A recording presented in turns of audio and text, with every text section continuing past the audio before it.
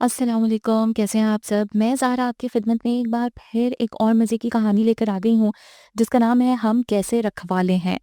ये आई थी जून 2008 में किरण डाइजेस्ट में और ये इसकी राइटर हैं नबीला अज़ीज़।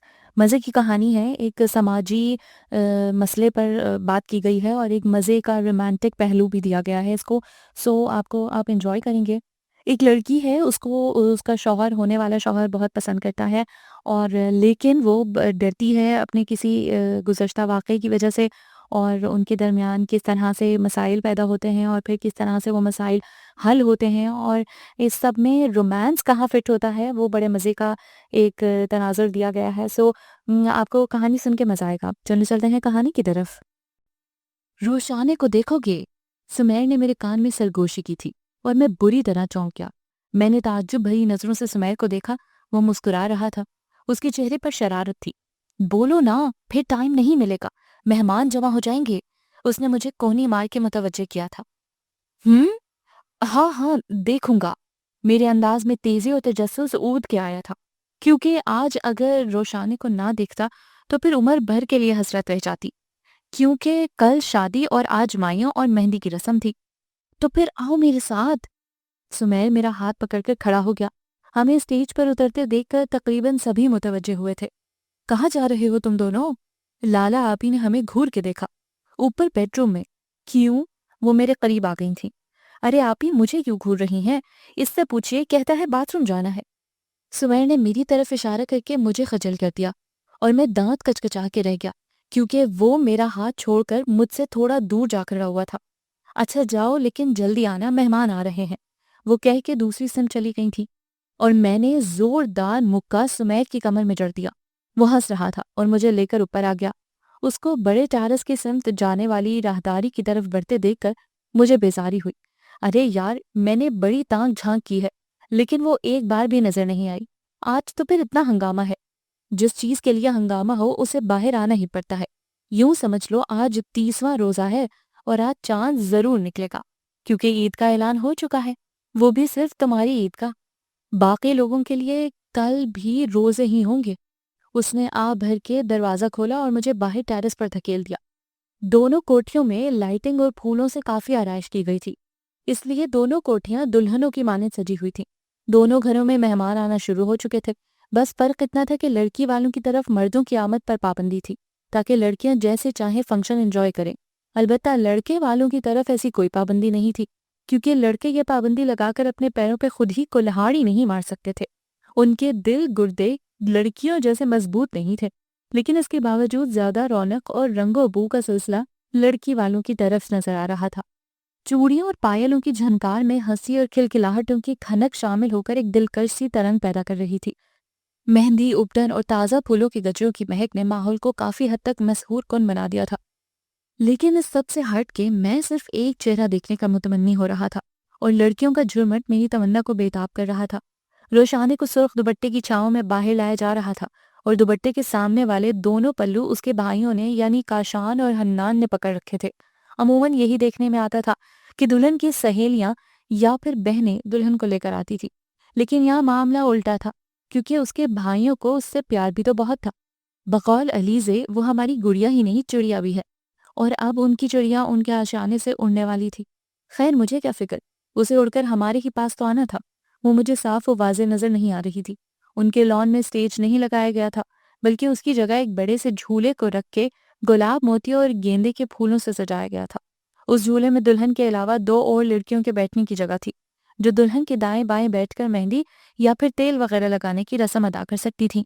रोशाने को उस झूले में बिठाकर उन दोनों भाइयों ने उसके सर पे हाथ रखा, प्यार किया और वहां से चले गए, क्योंकि लड़कियों ने उन्हें सिर्फ थोड़ी देर के लिए रस्म के लिए बर्दाश्त किया था। रफ्ता रफ्ता हुजूम हटने लगा, क्योंकि अब मूवी और फोटो सेशन शुरू हो चुका था। अनूषा के पास मेरा हैंडी कैम था। वो मूवी बना रही थी। मैंने मतला साफ देखकर अपनी नज़र उस पर मरकूज कर दी और मैं मबहूत हो गया। मैं उसे तकरीबन 2.5 साल बाद देख रहा था और इन 2.5 सालों में वो और भी दिलकश और हसीन हो गई थी। मेरी धड़कनें उस खूबसूरती पर सहम गई थी। मैं अगरचे 40-50 फुट के फासले से उसे देख रहा था, मगर फिर भी तेज रोशनियों की बदौलत बासानी देख सकता था।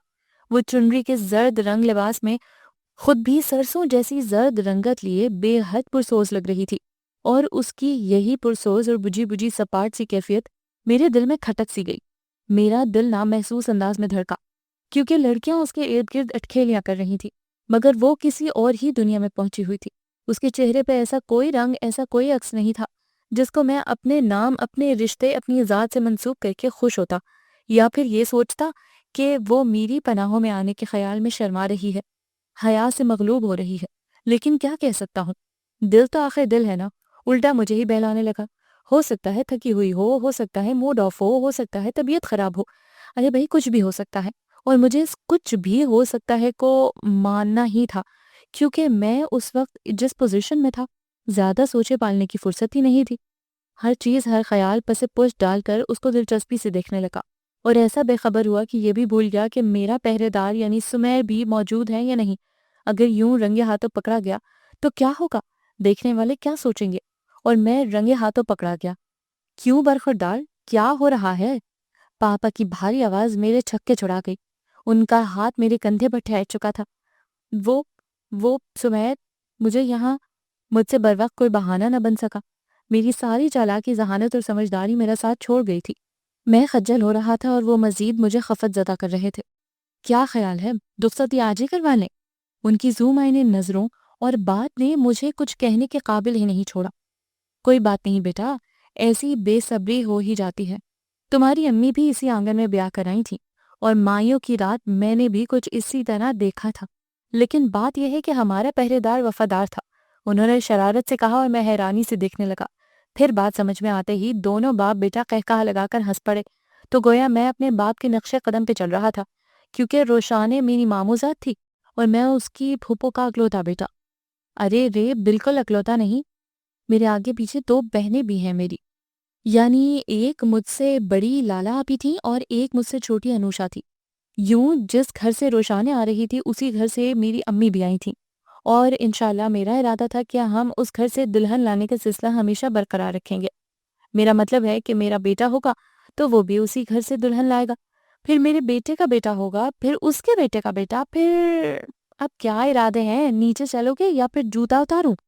پاپا نے میرے نسل دل نسل چلنے والے خواب میں خلل ڈال دیا تھا اور مجھے فیوچر سے حال میں کھینچ لائے تھے کہ ابھی تو مجھے خود دلہن لے کر آنی تھی۔ لڑکیاں روشانے کو تیل اور اپٹن لگاتے ہوئے خاصا تنگ کر رہی تھی۔ میں نے گہری سانس کھینچ کر پاپا کو دیکھا۔ چلیے آج کے لیے اتنا ہی کافی ہے، میں نے آہستگی سے کہا، تو وہ میرا مطلب سمجھ کر ہنس دیے تھے۔ ویسے یار، کہتے ہیں کہ مائیوں کی دلہن کوئی قسمت والا ہی دیکھتا ہے۔ کیوں؟ میں نے ان کے ساتھ چلتے ہوئے حیرت سے پوچھا۔ ارے بھائی، بڑی سمپل سی بات ہے، زیادہ تر لوگوں کو شادی اور ولیمہ والے دن کی دلہن ہی دیکھنا نصیب ہوتی ہے نا۔ مائیوں والے دن تو سب اپنے اپنے گھروں میں رسم کر رہے ہوتے ہیں، اس لیے تمہاری دادی اماں کا کہنا تھا کہ خوش قسمت ہوتے ہیں وہ لوگ جو اپنی دلہن کو مائیوں کے دن بھی دیکھ لیتے ہیں۔ انہوں نے بڑے فریش اور جاندار لہجے میں بتایا، اور میں ان کی بات سے کافی لطف اندوز ہوا تھا، اور دل ہی دل میں سمیر کا مشکور ہونے لگا جس نے مجھے مائیوں کی دلہن دیکھنے کا موقع فراہم کیا تھا۔ میں دوبارہ اسٹیج پر آ کر بیٹھ چکا تھا، سب کی رسمیں اور شرارتیں عروج پر پہنچ گئی تھیں۔ وسیع، تم ابھی تک ان لوفروں میں بیٹھے ہو، اٹھو اندر جاؤ، امی نے آتے ہی مجھے ڈانٹا تھا، اور وہ سبھی لوفر پہلو بدل کر رہ گئے تھے۔ آنٹی بے فکر رہیں، زیادہ دیر یہ بھی بیچنے والا نہیں ہے، یہ تو بس ہمیں چارہ ڈال رہا ہے۔ روہیل نے کچھ اس انداز میں کہا کہ میرے ساتھ ساتھ امی بھی ہنس پڑی تھی، کیونکہ یہ سچ ہی تو تھا کہ میں تو محض انہیں کمپنی دے کر ان کا دل بہلا رہا تھا، ورنہ میرا سارا دھیان تو کمرے میں انتظار کرتی دلہن بنی روشانے کی طرف ہی تھا، جو آج میری ہو چکی تھی، صرف میری۔ جاؤ یار جاؤ، شادی تمہاری ہوئی ہے، جلدی تمہاری امی کو ہو رہی ہے، اے اللہ ایسی جلدی کی توفیق ہماری ماؤں کو بھی دے۔ روہیل نے ہاتھ اٹھا کر دعا کی تھی۔ آج اسے شادی کی کمی بڑی شدت سے محسوس ہو رہی تھی، اور میں سچ مچ کھڑا ہو گیا تھا، کیونکہ حقیقتاً ٹائم کافی زیادہ ہو چکا تھا۔ وہ سب تو اس لیے ریلیکس بیٹھے تھے کہ سب کے گھر قریب قریب ہی تو تھے، کون سا دور جانا تھا، لیکن مجھے کھڑے ہوتے دیکھ کر ان کو پتنگے لگ گئے۔ دیکھا کیسے اٹھ اٹھ کر جا رہا ہے، رسیاں دوڑوا رہا ہے۔ روہیل کی رگ پھڑکی تھی اور میں قہقہہ لگا کر ہنس پڑا تھا۔ میں تو رسیاں دوڑوا رہا ہوں، تم سگنل دوڑواؤ گے؟ خیر، اتنی جلدی ہم بھی تیرے ہاتھ پیلے نہیں کرنے والے۔ میں نے جان بوجھ کر اسے چھیڑا تھا، خون خوار نظروں سے دیکھتا چلا گیا۔ سب اس نوک جھونک سے محظوظ ہو رہے تھے اور اپنے اپنے گھروں کی راہ لیتے چلے گئے تھے۔ ان کو رخصت کر کے آیا تو انوشا سے سامنا ہوا، جو میرے بیڈروم کے سامنے سلطان راہی بنی کھڑی تھی، صرف گندا سے ہی کمی تھی۔ جی میڈم، لگائیے میرے کمرے کی بولی، میں نے ذرا چڑھانے والے انداز میں کہا، لیکن اس نے چڑھنے کی بجائے سچ مچ بولی لگا دی تھی۔ لیکن مجھ میں اتنی سکت نہیں تھی کہ اتنی بھاری قیمت پر اپنے بیڈروم میں داخل ہو سکتا اور خرید سکتا، اور وہ بمشکل رو دھو کر 5,000 پہ آمادہ ہوئی اور میرا راستہ چھوڑ دیا۔ دراصل دن بھر نیک دینے دلانے میں میری تمام جیبیں خالی ہو چکی تھی اور اس وقت صرف 5 نوٹ رہ گئے تھے جو انوشا لے اڑی تھی۔ خیر سودا کچھ مہنگا تو نہیں تھا، لیکن اس سے پہلے کہ میں اندر داخل ہوتا لالا آپی کو اپنی سمت آتے دیکھ کر رک گیا۔ یہ کیا ہے؟ میں نے ان کے ہاتھ میں ٹرے دیکھی۔ یہ روشانے اور تمہارے لیے دودھ ہے، اور یہ اس کی ٹیبلٹ ہے، اس کی طبیعت خراب ہے، خیال رکھنا۔ اور ہاں دیکھو، وہ جاتے جاتے مڑی، وہ ابھی نہ سمجھو کافی چھوٹی ہے، اس کی کسی بات کو دل پہ مت لینا، رفتہ رفتہ تمہاری باتوں کو سمجھ جائے گی، ٹھیک ہے نا؟ انہوں نے مجھے سمجھایا تھا، اور میں سر ہلا کر اندر آ گیا۔ اندر کا ماحول تو جیسے مدہوشی کی راگ الاپ رہا تھا۔ تازہ پھولوں کی مہک نے عجیب فسوں خیزی پیدا کر رکھی تھی۔ یوں لگ رہا تھا جیسے پورے شہر کے پھول اکٹھے کر کے میرے کمرے میں پہنچا دیے گئے ہوں۔ بیڈ اور قالین پہ پھولوں کی دبیس تہ تھی، گلدان بھی پھولوں سے بھرے پڑے تھے۔ دروازہ بند کر کے میں نے ٹرے بیڈ کی سائڈ ٹیبل پہ رکھی اور دوسری طرف گھوم کر اس کی سمت آ گیا۔ اس کا لہنگا پورے بیڈ پر پھیلا ہوا تھا، اور میں یہ سوچنے پر مجبور ہو گیا کہ اتنا بھاری کامدار لہنگا اس نے سنبھالا کیسے ہوگا۔ وہ تو نازک سی تھی، لیکن شاید اس نے صنف نازک کا یہ ریکارڈ برقرار رکھا تھا کہ شادی کے روز وہ سب کچھ برداشت کر لیتی ہے، چاہے کچھ بھی ہو جائے، سہ جاتی ہیں۔ میرے بیٹھنے کی وجہ سے وہ بے اختیار سمٹی تھی، اور چوڑیوں کے ساتھ کئی اور مدھر ساز بج اٹھے تھے۔ اس نے میرے سلام کا جواب اتنی آہستگی اور مدھم آواز سے دیا کہ میں بھی بمشکل سن سکا تھا۔ اس کا چہرہ جھکا ہوا تھا، اور میں نے سب سے پہلا کام یہی کیا کہ اس کا چہرہ پکڑ کر اونچا کر دیا تھا، اور کتنی ہی دیر دیکھتا رہا۔ میں نے اپنے دل کو پاگل ہوتے محسوس کیا۔ اس کا ہوش ربا حسن ایمان ڈگمگا دینے کے در پہ تھا۔ وہ میرا ہاتھ اپنی ٹھوڑی سے ہٹا چکی تھی، اور میں بھی جیسے ذرا سنبھلنے کی کوشش کرنے لگا۔ جانتی ہو، میں نے کل تمہیں دیکھا تھا۔ اس نے ایک دم پلکیں اٹھائیں، آنکھوں میں حیرت تھی۔ کب؟ اسے یقین نہ آیا تھا۔ جب تم اتنے ستاروں میں آنگن کے بیچوں بیچ زرد چاند بن کر بیٹھی تھی۔ میرے انداز میں شرارت تھی، مگر اسے شاید ناگوار گزرا تھا۔ جب سے ہماری انگیجمنٹ ہوئی تھی وہ کبھی میرے سامنے نہیں آئی تھی، اور ویسے بھی میں اتنا عرصہ تعلیم کے سلسلے میں ملک سے باہر رہا تھا۔ صرف 6 ماہ ہوئے تھے پاکستان آئے، اور کل اتنے عرصے بعد اسے دیکھا تھا، وہ بھی ایک دلچسپی اور شرارت کے تحت۔ لیکن اس کی بے تاثر خاموشی مجھے خاصی عجیب لگی تھی۔ کیوں، تمہیں برا لگا میرا دیکھنا؟ میں نے اس کی آنکھوں میں جھانکا تھا، جن میں مجھے سرد مہری کے سوا کچھ نہیں نظر آیا تھا۔ میں چونک گیا، کیونکہ جو چیز میں دیکھنا چاہتا تھا وہ نظر نہیں آ رہی تھی۔ خوشی اور شرم، یہ دونوں چیزیں مفقود تھیں، اور مجھے ان دونوں چیزوں کی شدید طلب تھی، کیونکہ جب تک عورت کے چہرے پہ خوشی اور شرم کے رنگ نظر نہ آئیں، مرد بے چین سا رہتا ہے، کیونکہ ہمیشہ عورت کے چہرے پہ رنگ مرد کی وجہ سے ہی آتے ہیں۔ اور یہی وجہ تھی کہ میری وجہ سے ابھی تک اس کے چہرے پہ کوئی رنگ نہیں بکھرا تھا، اور میں وہ رنگ دیکھنے کے لیے بے چین تھا۔ میں نے بے اختیار اس کے مہندی اور چوڑیوں سے سجے خوبصورت دودھیا ہاتھ اپنے ہاتھوں میں تھام لیا، مگر وہ کرنٹ کھا گئی تھی۔ اس نے اپنے ہاتھ یکدم میرے ہاتھوں سے کھینچ لیے، اور مجھے اس کی اس حرکت سے حیرت کا جھٹکا لگا۔ میں نے حیرانی سے اسے دیکھا، مگر وہ کسی اضطراب کا شکار نظر آنے لگی تھی۔ کیا بات ہے، کوئی پرابلم ہے؟ میں نے کافی دوستانہ لہجے میں دریافت کیا۔ نہیں، میں وہ کپڑے چینج کر لوں؟ اس نے کافی ڈرے سہمے اور معصوم سے انداز میں میری اجازت چاہی تھی، اور میں بے ساختہ ہنس پڑا تھا۔ یقیناً اسے یہی ہدایت دے کر بھیجا گیا تھا کہ میرے دیکھنے اور میری اجازت سے پہلے وہ اپنا کوئی بھی سنگھار نہیں اتارے گی، اسی لیے وہ ابھی تک اسی طرح بیٹھنے پر مجبور تھی۔ رونمائی کا گفٹ کیا لوگی؟ میں اس کا اضطراب نظر انداز کرتے ہوئے اس کے قریب جھکا اور وہ غیر محسوس انداز میں پیچھے کھسکی۔ جو آپ دے دیں، اس نے جیسے بمشکل جواب دیا تھا، اور میں نے اس کی حالت سے لطف اندوز اٹھاتے ہوئے اسے بھاؤں میں بڑھ لیا اور اپنی پیشانی اس کی پیشانی سے ٹکا دی۔ اس کی بندیاں اور جھومر کے موتی بے چین ہو گئے تھے، بالکل اسی طرح جس طرح وہ خود میری باہوں کے حلقے میں پھڑ پڑانے لگی تھی۔ اس کے تو جیسے اوسان خطا ہونے لگے تھے۔ آج کی رات میرے پاس پیار اور شدت کے علاوہ کچھ بھی نہیں، جتنا چاہو لے لو۔ وہ میرے لہجے کی گمبھیرتا سے بری طرح بوکھلائی تھی، اس کا وجود کانپ رہا تھا۔ پلیز مجھے کپڑے چینج کرنے ہیں، میرا دل گھبرا رہا ہے۔ اپنا دل مجھے دے دو، پھر نہیں گھبرائے گا۔ میرے دل کے ساتھ رہے گا تو بہل جائے گا، اکیلا رکھو گی تو گھبرانا ہی ہے۔ میری تجویز پہ بھی اس پر کوئی اثر نہیں ہوا تھا، اس کی سانس جیسے پھول رہی تھی۔ میں اس کی حالت کو گہرائی میں جا کر سمجھنے سے قاصر تھا۔ ایک شرط پہ چھوڑتا ہوں۔ وہ ایک دم چونکی، جیسے ہر شرط ماننے کو تیار ہو۔ لیکن میری نظروں کے گستاخ سوال پہ وہ بدک گئی۔ اس سے پہلے کہ میں کوئی اور گستاخی یا شرارت کرتا، وہ دبے لہجے میں چیخی تھی، پلیز چھوڑے مجھے۔ اس کی کوفت پہ میری گرفت ڈھیلی پڑ گئی اور وہ تیر کی مانند میرے حصار سے نکل گئی تھی۔ گھنٹہ بھر اس نے باتھ روم میں میک اپ صاف کرنے میں لگا دیا، پھر کپڑے چینج کیے اور میں انتظار کرتے کرتے جھنجھلا گیا تھا۔ روشانے، تمہاری طبیعت تو ٹھیک ہے؟ میں نے اسے باتھ روم سے نکلتے دیکھ کر کافی سنجیدہ لہجے میں پوچھا اور بغور اسے دیکھا تھا۔ میرے سر میں درد ہے، میں سونا چاہتی ہوں، زیورات دراز میں ڈال کر وہ آہستگی سے بولی تھی۔ تو آرام کرو، ٹیبلٹ لے لو۔ میں نے نادانستگی میں اس کا ہاتھ پکڑا تھا، جو اس نے اس دفعہ بھی جھٹکے سے چھڑا لیا، اور میں ٹھٹک گیا۔ وہ بیڈ کی سمت بڑی اور تکیہ اٹھا کر صوفے پہ چلی گئی تھی، اور میں ہکا بکا کھڑا نہ سمجھی سے کروٹ بدل کے سوئی روشانے کی پشت کو دیکھتا رہ گیا۔ مجھے سمجھ نہیں آ رہا تھا کہ یہ سب کیا ہے۔ اس نے ایسی حرکت کیوں کی؟ اسے مجھ سے نفرت تھی، چڑ تھی، یا پھر میں پسند نہیں تھا؟ آخر کیا تھا؟ وہ کچھ اظہار تو کرتی۔ کیا ابھی بھی اظہار باقی ہے؟ میرا دل مجھے پھٹکار رہا تھا۔ میرے دل میں جو کانٹا کل پیوست ہوا تھا، آج اس کی جڑیں نکل آئی تھیں۔ مجھے اپنے جذبات میں ہلکے زہر کی آمیزش محسوس ہوئی۔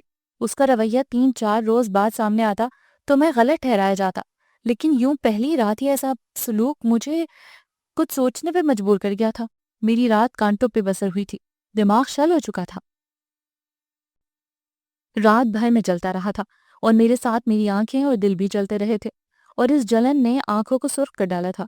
مگر میرے کزن، جو میرے دوست بھی تھے، میری آنکھوں کی سرخی کو زو معنی رت جگہ کا نام دے رہے تھے، اور میں ان سے کیا کہتا کہ ہاں میں نے رت جگہ منایا ہے، لیکن وہ نہیں جو وہ سمجھ رہے تھے، بلکہ وہ رت جگہ جو صرف میں سمجھ رہا تھا۔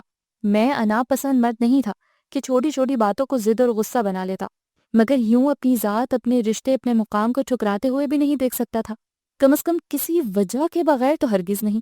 اور وہ کیا ہو سکتی تھی؟ میں سوچ سوچ کر ہار گیا تھا۔ سب یہی کہتے تھے کہ روشانے لڑکے لڑکیوں کے میل ملاپ کو پسند نہیں کرتی، اپنے کزن سے ملنے میں بھی احتیاط اور گریز کرتی ہے، گھر سے باہر نکلنا اسے برا لگتا ہے، ٹی وی ڈراموں سے دور رہتی ہے، میوزک نہیں سنتی، فیشن نہیں کرتی، بلکہ سادہ رہتی ہے، نماز پڑھتی ہے، چپ رہتی ہے، سمجھدار ہے۔ پھر اب اسے کیا ہو گیا تھا؟ میں اب تک آتے آتے بری طرح ڈسٹرب ہو چکا تھا۔ کیا ہوا؟ پریشان لگتے ہو؟ میرے اور سمیر کے درمیان اچھی خاصی انڈرسٹینڈنگ تھی، ہم دونوں ایک دوسرے کا مسئلہ فوراً سمجھ جاتے تھے، لیکن یہ مسئلہ کچھ ایسا تھا کہ میں شیئر بھی نہیں کر سکتا تھا۔ پردہ اور بھرم بھی تو کوئی چیز ہوتی ہے۔ کچھ نہیں، سر بھاری ہو رہا ہے۔ میں نے کنپٹی کو انگلیوں سے مسلا۔ روشانے کی وجہ سے تو نہیں؟ سمیر بھی آخر روشانے کا کزن تھا، وہ شاید اس کے مزاج کو سمجھتا تھا۔ کیا مطلب ہے؟ میں نے بغور اسے دیکھا تھا۔ میرا مطلب ہے کہ روشانی کی طبیعت جو خراب ہو جاتی ہے کہیں… نہیں یار، میری نیند پوری نہیں ہوئی، کچھ دیر سونا چاہتا ہوں، میں نے بیزاری سے کہا تھا۔ اس کی بات پہ میں چڑ گیا تھا۔ ہاں، طبیعت خراب، وہ تو ٹھیک ٹھاک ہوش و حواس میں تھی۔ میرا دماغ سلگ رہا تھا۔ تو پھر تم شام تک آرام کرو، ولیمے کی تقریب تو رات کو ہوگی، تب تک فریش ہو جاؤ گے، ہم مہمانوں کو دیکھتے ہیں۔ وہ اٹھ کر چلا گیا تھا، اور میں کمرے میں آ گیا جہاں وہ لڑکیوں کی جھرمٹ میں بیٹھی تھی۔ لڑکیاں اسے چھیڑ رہی تھی اور وہ کنفیوز ہو رہی تھی، اور میرا دل چاہ رہا تھا کہ لڑکیوں سے کہوں جس غلط فہمی میں وہ اسے چھیڑ رہی ہیں، ایسی کوئی چھیڑ چھاڑ ہمارے درمیان نہیں ہوئی، بلکہ وہ کچھ ہوا تھا جو مجھے بھلا ہی نہیں بھول رہا تھا۔ مجھے دیکھ کر انہوں نے کمرہ خالی کر دیا۔ رات سونے کے لیے تمہیں یہ بیڈ پسند نہیں آیا تو دن میں اس کی شان کیوں بڑھا رہی ہو؟ نہ چاہتے ہوئے بھی میرا لہجہ غصے سے بھر گیا تھا، اور وہ سر جھکائے خاموش بیٹھی رہی، مگر مجھے اس کی خاموشی تپا گئی۔ میں کیا پوچھ رہا ہوں تم سے؟ مجھے اپنے لہجے کی سختی کا خود علم نہیں ہو رہا تھا، اپنی ذات کی نفی کسی گھاؤ کی مانند لگ رہا تھا۔ وہ میرے غصے سے گھبرا کے بیڈ سے کھڑی ہو گئی۔ میں چلی جاتی ہوں یہاں سے۔ وہ تیزی سے باہر نکلنے لگی، مگر میں نے اس کی کلائی پکڑ کر اسے واپس کھینچا اور دروازہ بند کر دیا۔ تم کہیں نہیں جاؤ گی، بلکہ تم یہ بتاؤ گی کہ تمہارا رویہ ایسا کیوں ہے؟ تم مجھ سے الگ کیوں سوئی؟ مجھے کسی اور کے پاس نیند نہیں آتی، مجھے ڈر لگتا ہے۔ میں علیزہ آپی کے ساتھ سوتی ہوں، پلیز، میں کسی کے ساتھ رہنے کی عادی نہیں ہوں۔ وہ سہمے سے معصوم انداز میں بولی تھی، لہجہ روحان سی ہو رہا تھا۔ اوف اللہ، یہ معصومیت! ایسی ادا پہ کون کافر نہیں مرتا؟ میں رات بھر کا غصہ اور اذیت بھول کر نرم پڑ گیا تھا۔ میری جگہ کوئی پتھر بھی ہوتا تو یقیناً پگھل جاتا۔ وہ ستمگر تھی بھی تو ایسی ہی، میں تو پہلے ہی اس کا گھائل تھا، اب اور ہو گیا تھا۔ تو تمہیں صوفے پہ اکیلے سوتے ہوئے ڈر نہیں لگا تھا؟ اب میرا انداز نرم تھا۔ لگا تھا، وہ آہستگی سے بولی۔ تم میرے پاس آ جاتی۔ میں اپنی کسی جملے کے رد عمل میں اس کے چہرے پہ رنگ دیکھنا چاہتا تھا، مگر مجھے ہر بار ناکامی ہو رہی تھی۔ وہ محض سر جھکا کے رہ گئی۔ چلو کوئی بات نہیں، آج ہمت کر لینا، تمہیں ڈر نہیں لگے گا۔ میں تو کہہ کر بھول گیا، مگر اس نے اس بات کے زیر اثر شاید پورا دن ٹینشن میں گزارا تھا، جس کا نتیجہ یہ نکلا کہ جب رات گئے ہم میرج ہال سے ولیمے کی دعوت نپٹا کر واپس آ رہے تھے تو وہ بے چینی سے اپنے ہاتھوں کی انگلیاں مروڑنے لگی تھی۔ مجھے دلہنوں کے ہاتھ بڑے اچھے لگتے تھے، خصوصاً ان پہ دلکش سے نقش و نگار میں سجی مہندی کا رنگ میری توجہ کھینچ لیتا تھا۔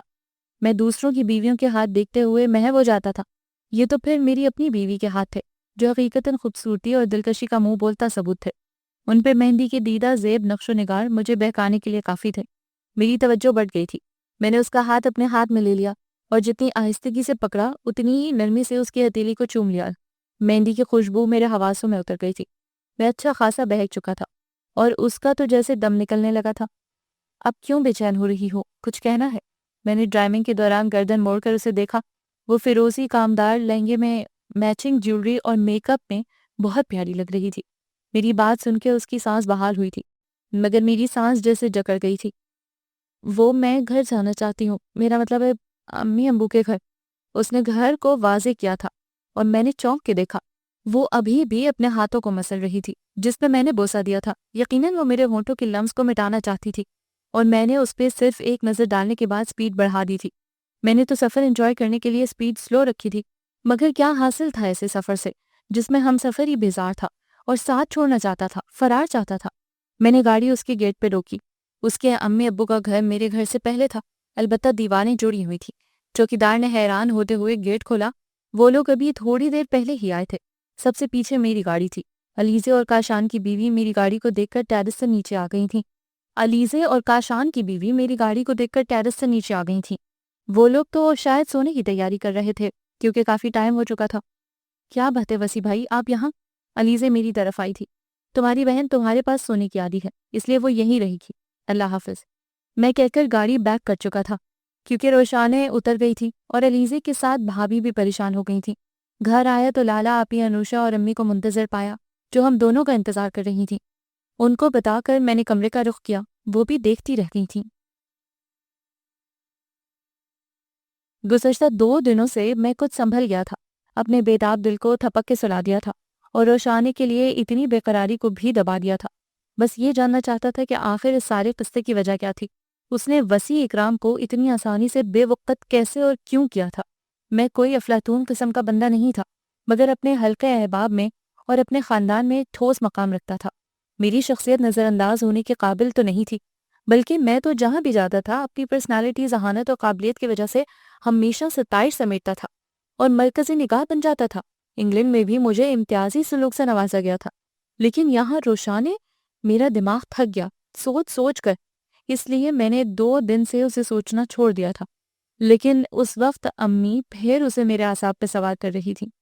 آج اسے لینے جانا ہے، 3 دن ہو گئے ہیں گئے ہوئے، تم نے تو ایک بار بھی اسے لانے کے لیے نہیں کہا۔ میں جوس کا گلاس اٹھاتے ہوئے رک گیا۔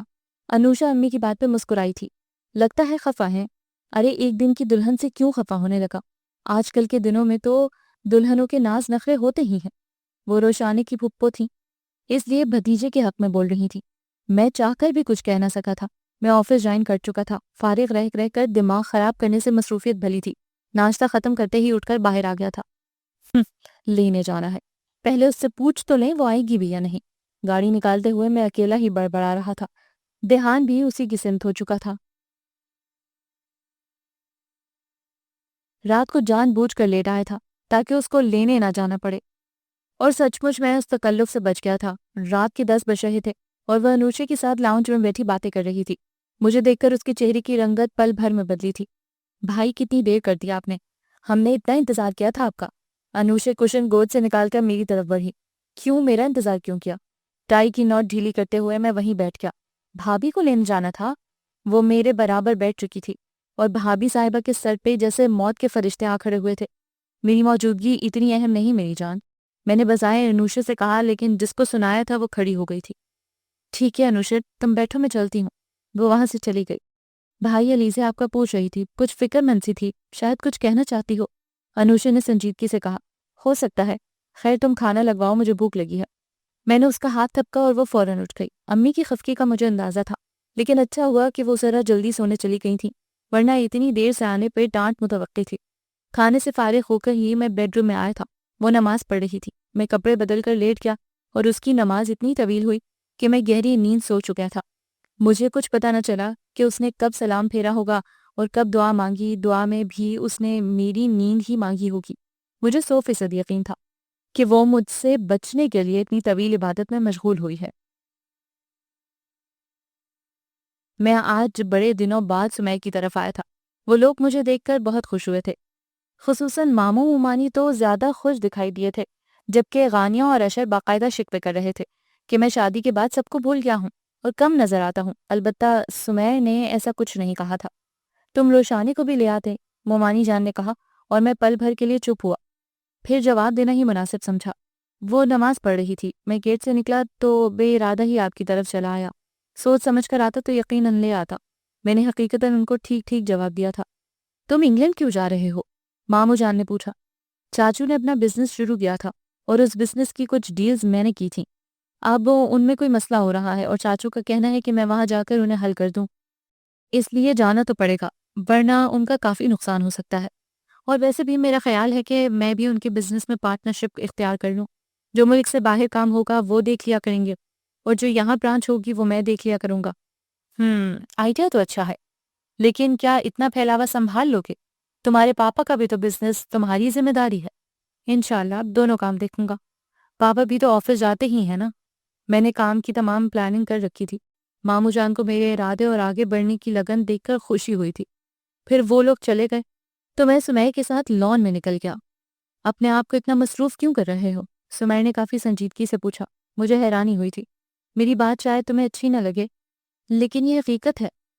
جن لوگوں کی نئی نئی شادیاں ہوتی ہیں وہ گھر پہ اور فارغ رہنا چاہتے ہیں، لیکن تم تو گھر سے باہر اور مصروف رہنے کی کوشش کر رہے ہو۔ سمیہ، میری شادی کو 2 ہفتے ہو چکے ہیں۔ اب شادی پرانی ہو گئی ہے۔ آخر کب تک اس نئی شادی کا دم چھلا ساتھ لگائے رکھوں؟ مجھے اس کی بات سے چڑ ہوئی تھی، اور ویسے بھی میں آج کل ہر بات سے ہر آدمی سے چڑنے لگا تھا۔ نئی زندگی کے حوالے سے جتنے خواب و خواہشیں تھیں وہ ملیا میٹ کیا ہوئیں۔ میں ہر چیز سے بیزار ہو گیا تھا۔ واپس کب تک آؤ گے؟ سمیہ نے شاید میرا بیزار موڈ دیکھ کر بات بدل دی تھی۔ 1 ڈیڑھ ماہ لگ جائے گا۔ ٹھیک ہے، میرا خیال ہے کہ آب و ہوا بدل کے دیکھو، یقیناً چڑچڑاپن ختم ہو جائے گا، تبھی کسی موضوع پہ اچھے طریقے سے بات ہو سکتی ہے۔ سمیہ نے مجھے چھیڑا اور میں اپنے کوفت زدہ دماغ کو ریلیکس کرنے لگا۔ اس لڑکی نے مجھے بد دماغ بنا دیا تھا۔ میری امی 3 بھائیوں کی اگلوتی بہن تھی اور بھائیوں کو بے حد پیاری تھی۔ صرف بھائیوں کو ہی نہیں، میرے پاپا کو بھی بہت پیاری تھی۔ میرے پاپا میری امی کے ساتھ والے بنگلے میں رہتے تھے۔ اس وقت اس رہائشی ایریا میں صرف یہی 2 بنگلے سب سے پہلے تعمیر ہوئے تھے۔ یوں دونوں گھروں کے افراد کا آمنا سامنا ہوتا رہتا تھا، اور امی کا میرے پاپا سے بھی سامنا ہو گیا اور بات پسندیدگی اور شادی تک چلی گئی۔ پاپا کا چال چلن اور فیملی بیک گراؤنڈ کافی اچھا تھا، سو شادی طے پا گئی۔ امی کی شادی سے 1 دن پہلے ماموں احمد ریاض کی شادی بھی طے پائی تھی، جو بہن بھائیوں میں سب سے بڑے تھے۔ یوں امی بیاہ کر ایک گھر سے دوسرے گھر آ گئیں۔ میرے پاپا کے صرف ایک بھائی تھے جو انگلینڈ تعلیم کے سلسلے میں گئے تھے، لیکن شادی کر کے وہیں کے ہو کر رہ گئے تھے۔ اس لیے پاپا کی فیملی مختصر تھی اور امی کی فیملی 3 بھائیوں پہ مشتمل تھی۔ بڑے ماموں کی شادی کے بعد منجلے ماموں کی شادی ہوئی تو انہیں ساتھ والے بنگلے میں الگ کر دیا گیا۔ سب سے چھوٹے ماموں کے ساتھ بھی یہی ہوا، جس کی بدولت ایک ہی لائن میں 4 بنگلے 4 بہن بھائیوں کی ملکیت ہو گئے تھے۔ اور اس بات پہ ہمارے جاننے والوں کو بڑی دلچسپی ہوتی تھی کہ ایک ہی اسٹریٹ میں 4 بنگلے ایک ہی فیملی کے، خاصی حیران کن اور دلچسپی کی بات تھی۔ سب سے پہلا بنگلہ چھوٹے ماموں کا تھا، جن کے 3 بچے تھے، سمیر، غانیہ اور اشر۔ اس کے بعد منجلے ماموں کا تھا، جن کے 5 بچے تھے، عنید، جمشید اور روہیل، اور 2 بہنیں تھیں، زرین اور مرین۔ پھر سب سے بڑے ماموں تھے، ان کا بنگلہ میرے بنگلے کے ساتھ تھا، یعنی ان کا بنگلہ تیسرا اور میرا چوتھا اور آخری نمبر پہ تھا۔ ان کے 4 بچے تھے، کاشان، علیزے، حنان اور روشانے۔ کاشان کی شادی زرین سے ہوئی تھی اور علیزے کا نکاح عنید سے ہو چکا تھا۔ عنید فورن سروس میں تھا، آج کل ملک سے باہر ہوتا تھا۔ سب سے آخر میں میری امی تھیں، جن کے 3 چراغ تھے، لالا رخ، وسیع یعنی میں خود، اور انوشا۔ مجھے بچپن سے ہی ہائی اسٹڈی کے لیے انگلینڈ جانے کا شوق تھا، اور میرے شوق کا علم میرے چاچو کو جب ہوا تو انہوں نے فوراً ہی مجھے انگلینڈ بلوا لیا۔ یہ نہیں تھا کہ اگر وہ نہ بلواتے تو میرا شوق پورا نہیں ہو سکتا تھا، بس بات یہ تھی کہ ایک گھر کا احساس نہیں مل سکتا تھا جو انہوں نے مجھے بھرپور انداز میں دیا تھا۔ ان کے بیوی بچوں نے بھی میرا بہت خیال رکھا تھا اور میں نے 4 سال بڑے سکون سے گزارے تھے۔ البتہ ان 4 سالوں میں میں نے ایک چکر پاکستان کا لگایا، یعنی 2 سال پہلے پاکستان آیا تھا۔ تب امی نے میری پسند پوچھی اور میں نے بے پرواہی سے کندھے اچکا دیے، کیونکہ مجھے سچ مچ کوئی لڑکی پسند نہیں تھی۔ تب انہوں نے روشانے کا ذکر کیا تھا۔ میری امی اور بڑے ماموں احمد رضا میں کافی انڈرسٹینڈنگ تھی۔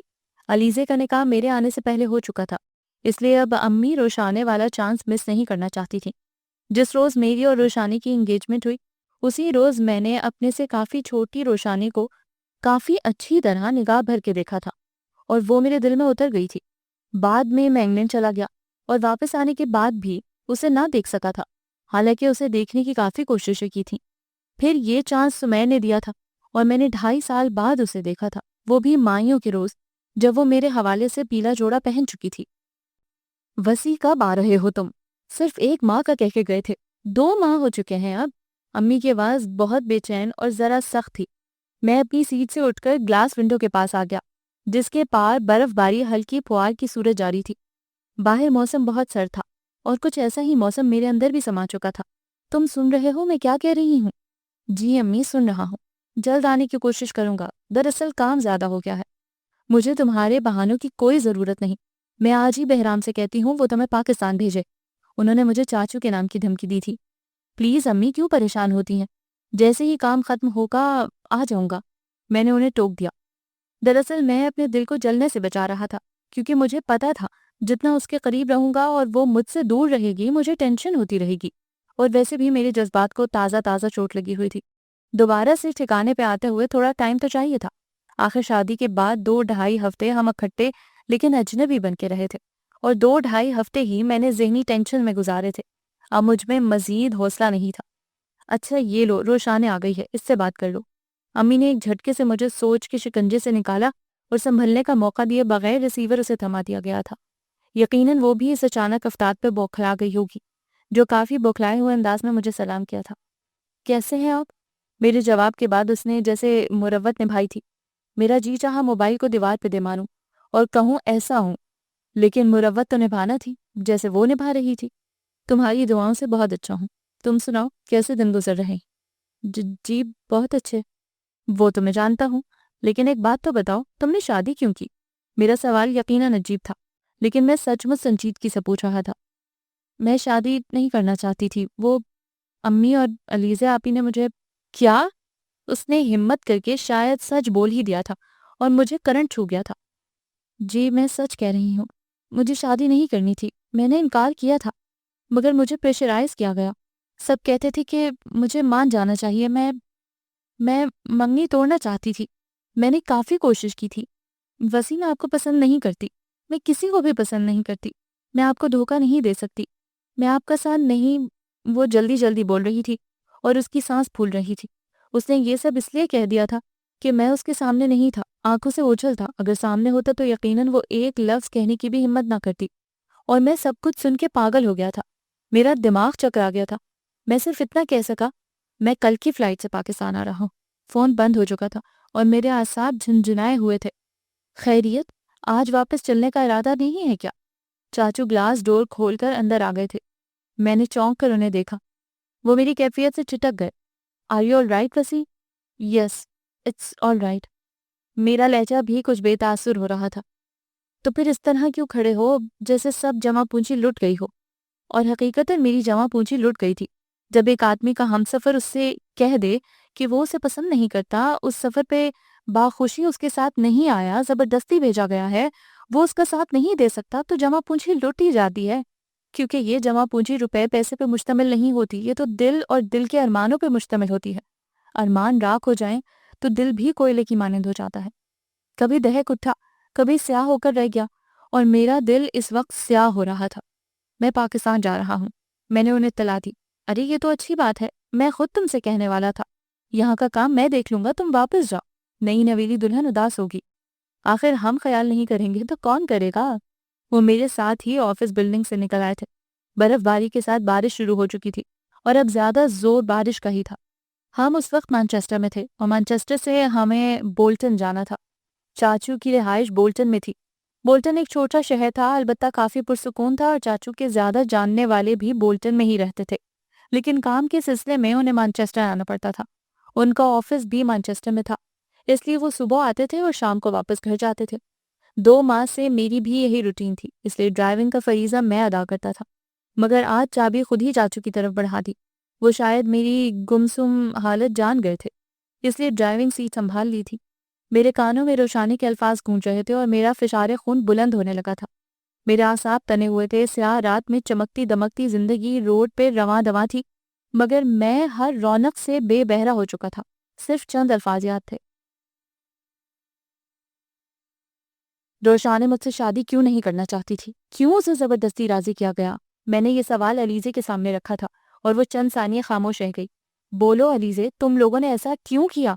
میرا انداز سخت ہو گیا تھا۔ میں نے آتے ہی علیزے سے ملنے کا سوچا اور پھر اگلی صبح اسے اپنی عدالت میں کھڑا کر دیا۔ میں اس وقت ان کے ڈرائنگ روم میں تھا اور علیزے میرے سامنے والے صوفے پہ بیٹھی تھی۔ شادی کے بعد اپنی سسرال میں یہ میری پہلی آمد تھی اور شادی کے بعد علیزے سے ملاقات بھی پہلی دفعہ ہو رہی تھی۔ آپ نے اس کے ساتھ رہتے ہوئے کیا محسوس کیا ہے؟ الٹا وہ مجھ سے سوال کر رہی تھی۔ مجھے اس کے سوال پہ ہنسی آئی تھی، استہزائیہ ہنسی۔ میں اس کے ساتھ رہا ہی کب ہوں؟ میرا جواب بھی حقیقتاً ہر لحاظ سے ٹھیک تھا۔ کیا آپ کو یہ محسوس نہیں ہوا کہ وہ ڈرتی ہے؟ اب کی بار میں چونک گیا تھا۔ شاید وہ ٹھیک کہہ رہی تھی۔ وسیع بھائی، یہ بات شاید آپ کو معلوم ہے یا نہیں، لیکن سب جانتے ہیں کہ روشانے اکثر ڈر جاتی ہے، اور اس کا ڈر اس حد تک شدید ہے کہ ہم 1000 کوششوں کے باوجود بھی اس کا بہتر طریقے سے علاج نہیں کروا سکے، کیونکہ وہ ڈاکٹرز کے پاس نہیں جاتی۔ اگر ہم زبردستی لے جاتے ہیں تو وہاں وہ رونا دھونا اور چیخنا چلانا شروع کر دیتی ہے۔ ایسے میں کوئی بھی اس کا مرض اور نفسیات نہیں جان پاتا۔ وہ اجنبی غیر لوگوں کے سامنے نہیں جاتی، اور کبھی اتفاقاً ایسا ہو جائے تو اس کی حالت غیر ہو جاتی ہے، یہاں تک کہ اس کی سانس پھولنے لگتی ہے اور رنگت بدل جاتی ہے۔ وہ صرف مجھ پہ ڈپینڈ کرتی ہے، شاید اس لیے کہ میں اس کی کیفیت کو سمجھتی ہوں، کافی نرمی سے پیش آتی ہوں، اور جو کچھ وہ چاہتی ہے وہی کرتی ہوں۔ دراصل اس کے دل و دماغ میں کوئی خوف بیٹھ گیا ہے۔ وہ اکیلی نہیں سو سکتی، ہمیشہ میرے پاس میرا ہاتھ پکڑ کر سوتی تھی۔ کہیں جانا پڑ جائے تب بھی میرے ساتھ جانا پسند کرتی تھی۔ اس نے مجھے اپنی ڈھال بنا لیا تھا۔ جس روز طوفانی بارش ہو اس روز خوف سے قریب المرگ ہو جاتی ہے، اور جہاں شادی بیاہ کا ذکر ہو تو وہ بھی اس کے لیے موت کے ذکر کے برابر ہوتا ہے۔ یہی وجہ ہے کہ وہ شادی نہیں کرنا چاہتی تھی اور انکار کر دیتی تھی۔ اس کے انکار کے پیچھے ایسی ویسی کوئی بات نہیں، صرف ڈر اور خوف ہے، اور یہ ڈر خوف کیوں ہے ابھی تک مجھے معلوم نہیں ہو سکا۔ میری ایک دوست کی امی ماہر نفسیات ہیں۔ میں نے روشانے کا مسئلہ ان سے بیان کیا، اور انہوں نے صرف اتنا اندازہ لگایا کہ وہ مردوں سے ڈرتی ہے۔ جب اس کی شادی ہو جائے گی تو اس کا ڈر زائل ہو جائے گا اور وہ ٹھیک ہو جائے گی۔ یہ سب کچھ میں آپ کو آپ کی شادی سے پہلے ہی بتا دینا چاہتی تھی، لیکن فرصت ہی نہیں ملی کہ یہ مسئلہ آپ سے شیئر کرتی۔ کبھی آپ نہیں ملتے تھے اور کبھی ہم شادی کی تیاریوں میں مصروف تھے۔ اب آپ بتائیے کہ آپ کیا کہتے ہیں اور اس چیز کو کیا نام دیں گے؟ علیزے نے ساری بات تفصیل سے بتائی تھی، اور تب میرے ذہن میں جماکا ہوا تھا۔ مجھے یاد آیا تھا کہ روشانے 10-12 سال کی تھی جب ایک دفعہ ڈر گئی تھی، اور اس حد تک خوفزدہ تھی کہ ہم سب اکٹھے ہو گئے تھے، پھر 2-3 دن بخار میں رہی اور بعد میں سب بھول گئے تھے۔ لیکن کبھی کبھی یہ بات بھی سننے میں آتی تھی کہ روشانے کی طبیعت خراب ہے، ڈر گئی ہے، اور ایسا کئی بار ہوا تھا۔ مگر مجھے یہ اندازہ نہیں تھا کہ وہ ڈرتی کس چیز سے ہے، یا پھر ابھی بھی اس کا ڈر ہنوز ہے۔ یہ بات تو مجھے آج علیزے کی باتوں سے معلوم ہوئی تھی۔ تو پھر کیا کیا جا سکتا ہے؟ زندگی اس طرح تو نہیں گزرتی۔ میں غصہ اور خفگی بھول کر متفکر ہو چکا تھا۔ آپ کو برداشت کرنا ہوگا، صبر سے کام لینا ہوگا، اور ایک اچھے ساتھی کی طرح اس کا ساتھ دینا ہوگا۔ اس کے علاوہ میں چاہتی ہوں کہ آپ اس کا ڈر ختم کرنے کی کوشش کریں، اسے اعتماد دیں۔ وہ ایک دم سے ٹھیک نہیں ہوگی، اسے یقین، اعتماد اور اپنائیت کے بلبوتے پر رفتہ رفتہ ٹھیک کرنا ہوگا۔ کیونکہ میری دوست کی امی کا کہنا ہے کہ اس کا شوہر ہی اس کو ٹھیک کرنے میں مدد دے سکتا ہے، اور اس کی شخصیت کو اس کے مقام پہ لا سکتا ہے۔ کام مشکل ہے مگر ناممکن نہیں، کیونکہ وہ پیدائشی ڈری سہمی نہیں تھی۔ میں علیزے کی باتوں کو کافی غور سے سن رہا تھا، یعنی اس کی اس بیماری کے پیچھے کوئی راز، کوئی بڑی وجہ ہے جو وہ اپنی اصل شخصیت سے ہٹ گئی۔ یقیناً اس کے ساتھ کوئی حادثہ ہوا تھا، ورنہ وہ سب کی طرح بالکل نارمل تھی۔ میں پرسوچ انداز میں کہتا کھڑا ہو گیا، حادثہ کیا ہو سکتا ہے جس کے بظاہر کوئی اثرات نہیں تھے؟ علیزے بھی الجھ رہی تھی۔ علیزے، حادثہ بظاہر ہوا ہی نہیں ہے، جو کچھ بھی ہوا ہے اس کے دل و دماغ کے ساتھ ہوا ہے، اور اثرات ابھی تک باقی ہیں جو اس کی سوچ سے نکل نہیں رہے، اور میں یہ اثرات نکال کے رہوں گا، میں اسے نارمل زندگی میں لا کر رہوں گا، یہ میرا وعدہ ہے۔ میں نے علیزے کو یقین دلایا تھا، اور وہ خوشی سے کھڑی ہو گئی تھی۔ थैंक यू वसी भाई, आपने मेरे दिमाग से इतना बड़ा बोझ उठा दिया है, वरना मैं इसके बारे में सोच सोच कर परेशान होती रहती हूँ। आप नहीं जानते, जब से उसकी शादी हुई है खाना पीना छोड़ दिया है। वो रात रात भर जागती रहती है। वो खुद बता रही थी कि वो डर की वजह से सो नहीं पाती। उसमें शुक्रिया की क्या बात है? वो मेरी बीवी है, मेरी जिंदगी का हिस्सा है। उसके लिए कुछ करना अपने लिए ही तो होगा। ओके, मैं चलता हूँ, डोंट वरी, सब ठीक हो जाएगा। मैंने पलटकर अलीज़े का सर थपका। वो मुस्कुरा दी। चाय तो पीते जाएं, पहले वाली तो ठंडी हो गई है। नहीं, चाय तुम्हारी लाडली और बुज़दिल चिड़िया से पीऊंगा, मैंने शरारत से कहा। वो हंस पड़ी। काम करने से इनकार नहीं करेगी, जितने चाहिए करवा लें, बस उसे डराएं मत, अलीज़े प्यार से बोली थी। अब देखते हैं कि क्या होता है। खैर, तुम अपनी डॉक्टर आंटी से मेरा राब्ता करवा देना, नहीं तो मैं खुद किसी अच्छे साइकियाट्रिस्ट से राब्ता करूंगा। थोड़ी हेल्प तो लेना पड़ेगी ना। मैं लीज़े को मुतमईन करके घर आया था, लेकिन आज मेरा दिल भी काफ़ी हद तक हल्का पुल्का हो चुका था। एक गिरा खुल गई थी और एक अभी भी बाकी थी। उसके डर और खौफ की क्या वजह है और किस चीज़ से ज़्यादा डरती है? रोशी बेटा, वसी के लिए खाना लगा दो। वो किचन में काम कर रही थी जब अम्मी ने उसे आवाज़ देकर कहा। जी लगा देती हूँ, वो जवाबन काफ़ी रिलैक्स आवाज़ में बोली थी। जाओ जाकर खा लो, इतनी इतनी देर घर से बाहर रहते हो। लोग शादी के बाद जिम्मेदार हो जाते हैं, तुम लोफर हो गए हो। न जाने कहाँ कहाँ आवारागर्दी करते रहते हो।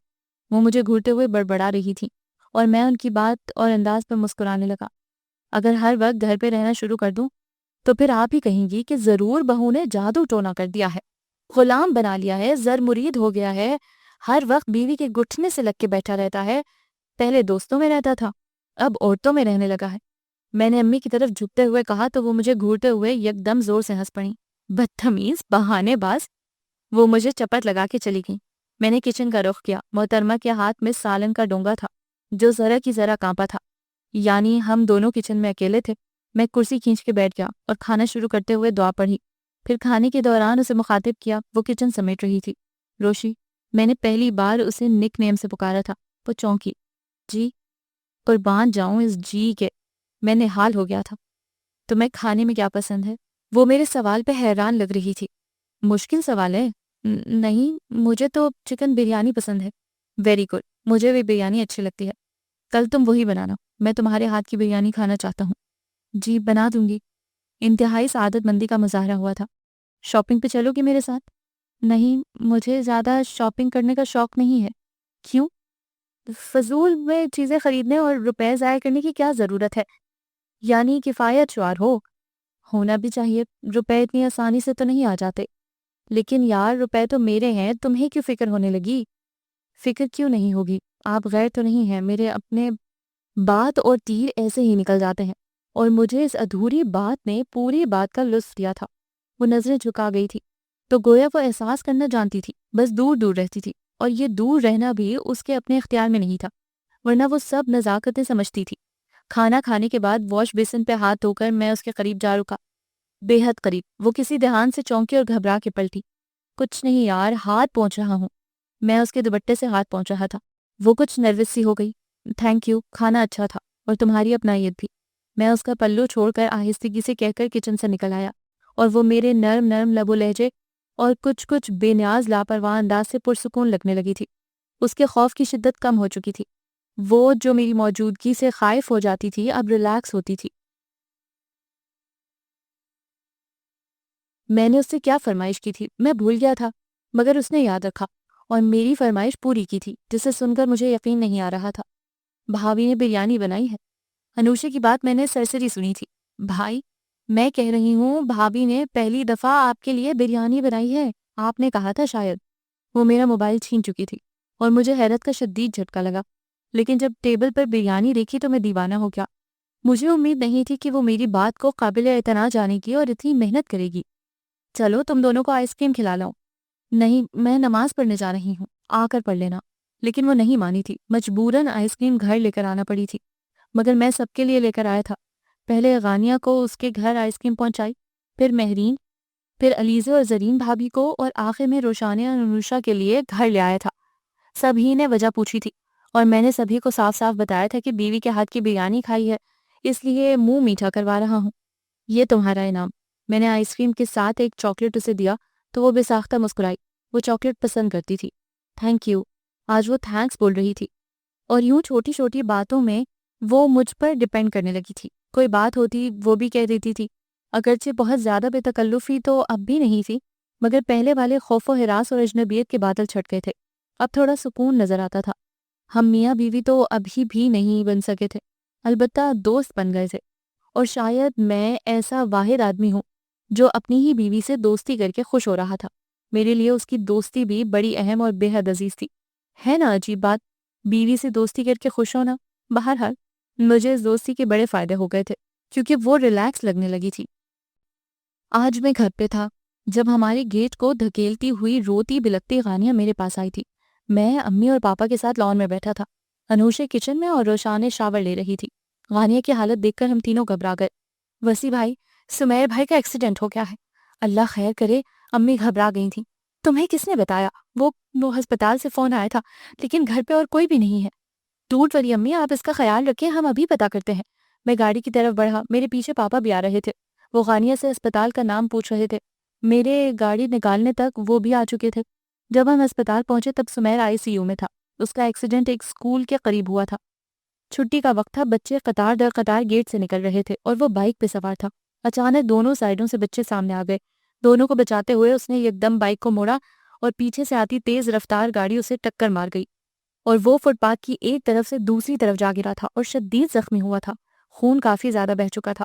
میرا اور سمیر کا بلڈ گروپ میچ کر گیا تھا، اس لیے میں نے اسے بلڈ بھی دیا اور باقی سب کے آنے تک دوائیوں اور ڈاکٹرز کے لیے بھاگ دوڑ بھی کرتا رہا۔ چھوٹے ماموں، اشر، کاشان، حنان سبھی آ چکے تھے، اور پھر رات بھر ہم لوگ جاگتے رہے۔ گھر سے بار بار فون آ رہے تھے۔ تمام خواتین بے حد پریشان تھی، رو رہی تھیں اور ساتھ ساتھ دعائیں بھی جاری تھیں۔ وسیع، تم گھر چلے جاؤ، کافی تھک چکے ہو، کل سے یہاں ہوں۔ چھوٹے ماموں میرے قریب چلے آئے تھے۔ نہیں، میں ٹھیک ہوں۔ دیکھو بیٹا، جس طرح سمیر کی صحت ہمارے لیے ضروری ہے، اسی طرح تمہاری صحت بھی سمیر کے لیے ضروری ہوگی۔ ہم ٹھیک ہوں گے تو کچھ کریں گے نا۔ جاؤ تھوڑی دیر آرام کرو، پھر آ جانا۔ شاباش، جاؤ۔ انہوں نے زبردستی مجھے گھر بھیج دیا تھا۔ سمیر بھائی کیسے ہیں؟ وہ تیزی سے میرے قریب آئی تھی۔ مجھے اس کا متفکر انداز اچھا لگا۔ اپنوں کے لیے پریشان ہونا اچھی بات ہوتی ہے۔ ابھی ہوش نہیں آیا، زیادہ چوٹیں سر میں آئی ہیں، لیکن تم دعا کرو، اللہ کرم کرے گا۔ میں اس سے کہہ کے اوپر بیڈ روم میں جا رہا تھا جب میرے قدم کسی کی سسکیوں سے تھم گئے۔ میں نے ٹہر کر آگے پیچھے دیکھا، کہیں کچھ نظر نہیں آیا تھا۔ آگے بڑھا تو پھر آواز سنائی دی، تب میں پلٹ آیا۔ سیڑھیوں کی سائیڈ میں جائے نماز بچھائے انوشا دعا مانگ رہی تھی، اور اس کے آنسو ایک تواتر سے بہہ رہے تھے۔ وہ میرے قدموں کی چاپ سے بھی متوجہ نہیں ہوئی تھی۔ اس کے دل سے نکلنے والی دعا صرف اس کا رب سن رہا تھا۔ میری سماعتیں خاموش لبوں کی صدا سننے کی سے قاصر تھی، کیونکہ مجھ میں اتنی صلاحیت نہیں تھی، لیکن ہمارا رب تو وہ کچھ بھی سن لیتا ہے جو ہم عمر بھر نہیں کہتے۔ وسیع، انوشا، سمیر بھائی ہوش میں آ گئے ہیں۔ روشا نے فون سن کر ہماری تلاش میں بھاگی تھی۔ امی چھوٹی ممانی کے پاس ان کے گھر پہ تھیں، اور انوشا دعا مانگتے ہوئے یکدم بے یقینی سے پلٹی تھی۔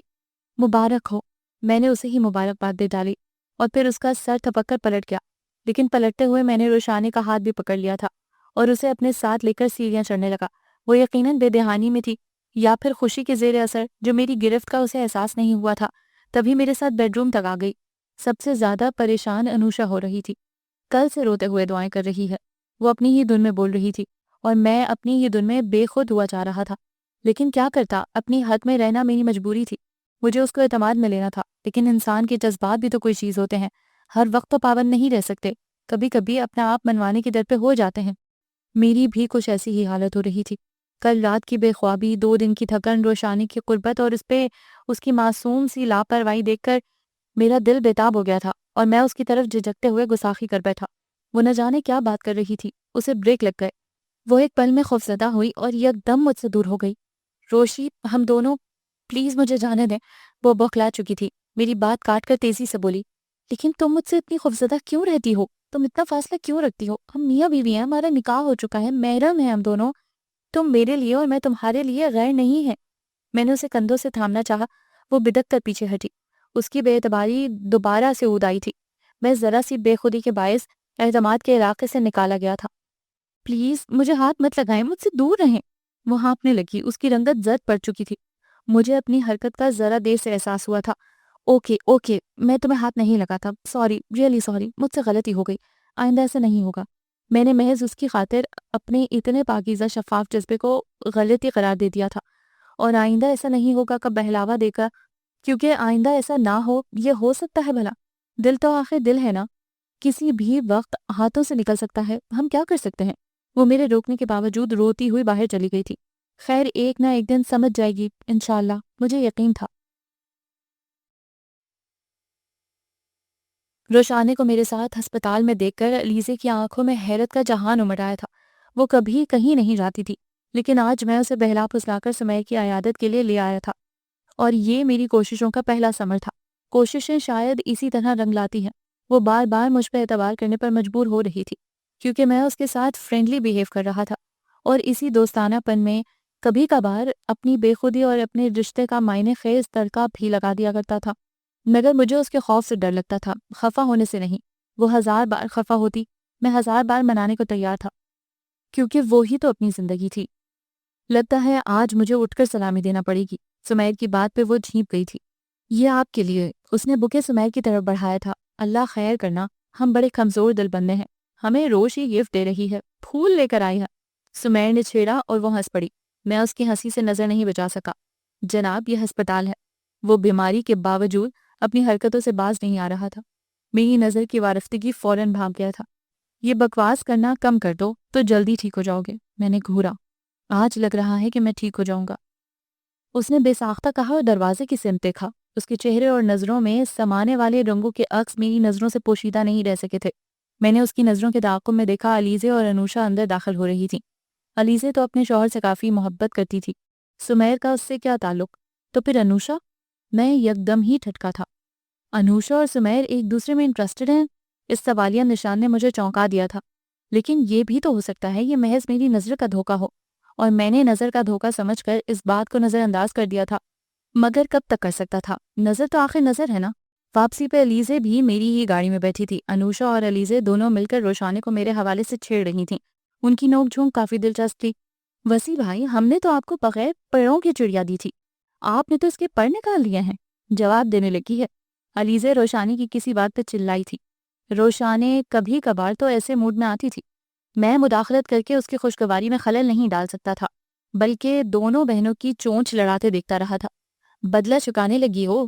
میں تو عنید سے بہت محبت کرتی ہوں، تم اپنی سوچو۔ میں بھی وسیع، اس کی بے ساختہ جملہ بازی پر ہم تینوں قہقہ لگا کر ہنسے تھے، اور علیزے اپنی کامیابی پہ کھلکھلا رہی تھی، جبکہ روشانے نے چہرہ جھکا لیا تھا۔ مان گئے بھائی، روشی کو بھی وسیع بھائی سے محبت ہے، آخر بہنوں کے سامنے دیدہ دلیری سے اظہار کر رہی ہے۔